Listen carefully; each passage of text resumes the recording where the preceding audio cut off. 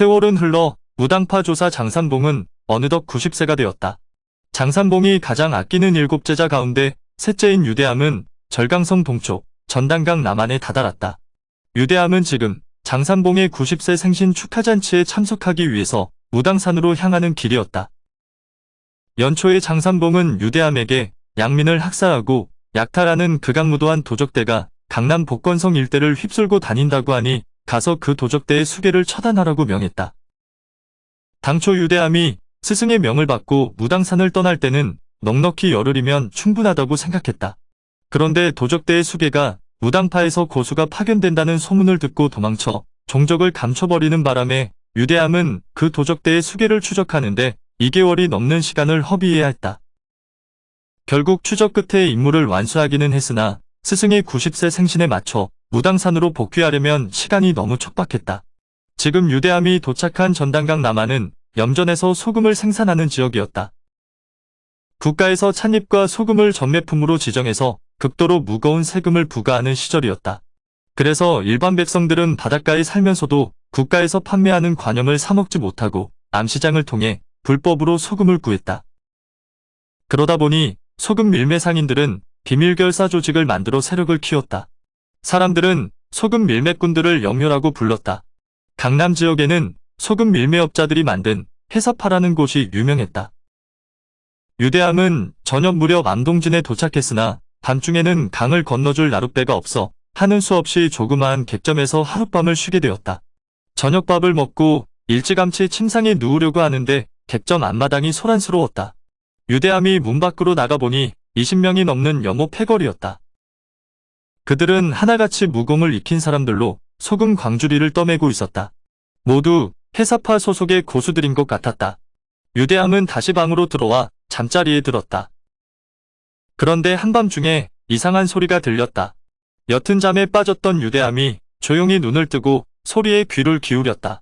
옆방 손님이 깨지 않도록 우리 조용히 빠져나가세. 자칫 잘못하면 귀찮은 일이 생길지도 모르니까. 그러고는 나머지 사람들이 살그머니 방문을 열고 앞마당으로 나가는 소리가 들렸다. 잠들기 전에 봤던 회사파 고수들이었다. 유대암이 슬그머니 일어나 창문 틈을 통해 보니 회사파 여모들은 저마다 소금 광주리를 어깨에 메고 하나씩 조용히 객점문 바깥으로 빠져나가고 있었다. 유대암은 그들이 불법 소금 밀매를 하든 말든 상관없었다. 그러나 소금 밀매를 위해서 움직였다고 보기에는 너무나 많은 고수가 움직이는 것이 심상치 않다는 생각이 들었다. 저 정도 숫자의 고수들이라면 관청 하나를 초토화시킬 수도 있는 병력이었다. 생각이 거기까지 미치자 유대암은 병기와 암기보따리를 등에 메고 소리 없이 창문으로 빠져나와 그들의 뒤를 밟았다. 유대암은 앞서가는 사람들이 점으로 보일 만큼 충분히 거리를 두고 귀를 기울여 소리로만 방향을 쫓았다. 회사파 고수들은 무슨 일이 그토록 다급한지 길만 재촉할 뿐 뒤 한번 돌아보지 않았다. 그 덕분에 유대암의 추격은 수월했다. 그렇게 한참을 정신없이 달려가던 그들이 갑자기 걸음을 멈췄다. 선두에 선 사람이 어둠 속을 향해 누구냐고 낮게 호통쳐 물었다. 몰래 뒤쫓아오던 유대암은 가까운 곳에 숨어서 그 모습을 지켜봤다. 어둠 속에서 하얀 장포를 입은 남자가 모습을 드러냈다. 보통 무림에서는 야간에 활동할 때 적의 눈에 쉽게 띄지 않도록 검정 옷을 입는 것이 상식적인 것이었다. 그런데 버젓이 흰옷을 입고 나타난 것을 봐서는 자기 무공의 자부심이 높은 사람 같았다. 그 남자는 회사파 고수들에게 도룡도 일에서 손을 떼라고 경고했다. 그러자 회사파 무리의 우두머리가 그럴 수 없다고 되받아쳤다. 흰옷의 남자는 그 말을 듣고 코웃음을 쳤다. 회사파 무리 중 하나가 자기들을 얕잡아 보는 듯한 그 모습에 화를 참지 못하고 거친 말을 내뱉었다. 그 순간 하얀 옷자락이 펄럭이더니 어느새 회사파 고수 앞에 흰옷의 남자가 나타났다. 그러고는 손을 뻗어 회사파 고수의 목을 잡았다. 흰옷 입은 남자에게 욕을 하던 남자는 처절한 비명과 함께 뒤로 나자빠졌다. 깜짝 놀란 동료들이 흰옷 입은 남자를 붙잡으려 했으나 흰옷자락 두세 차례 펄럭였을 뿐 그 남자는 어디로 사라졌는지 그림자도 찾을 수 없었다. 놀라기는 유대암도 마찬가지였다. 방금 흰옷 입은 남자의 얼굴은 어둠 속이라 자세히 알아볼 수 없었지만 그 남자가 사용한 무공은 소림파 대륙금 강조와 비슷했다. 그런데 그 남자의 말투를 들어보면 분명 머나먼 서북상 서유에서 온 사람이 분명했다. 유대함의 머릿속이 복잡한 그때 해사파가 다시 움직이기 시작했다. 그들은 좀 전 흰옷 입은 남자의 공격으로 죽은 동료의 시체를 옆으로 옮겨놓고 다시 길을 재촉했다. 그들이 멀리 사라질 때까지 기다렸다가 유대함은 죽은 시체를 살펴봤다.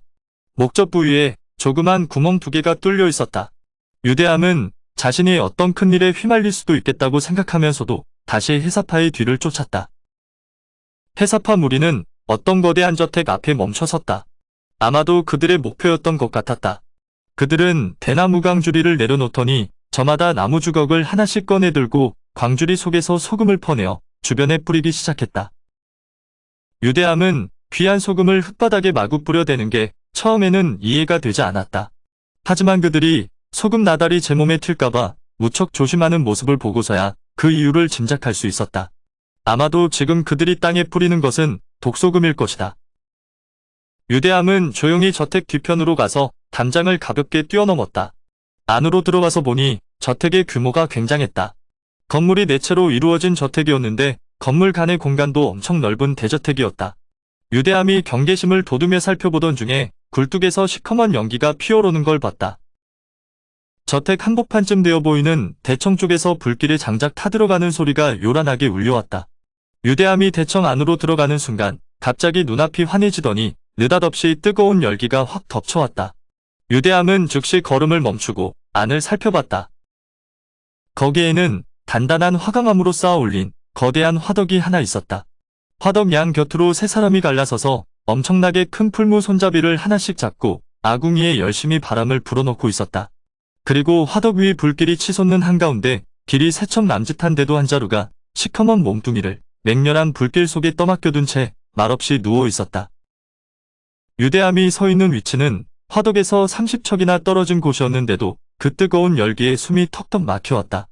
화덕의 불길은 붉은 빛깔에서 차츰 새파란 빛깔로 변하더니 마침내 새하얀 백열의 빛깔로 바뀌었다. 그대로 백열에 휘말린 거대한 칼날은 여전히 거무튀튀할 뿐 끝내 달궈지지 않았다.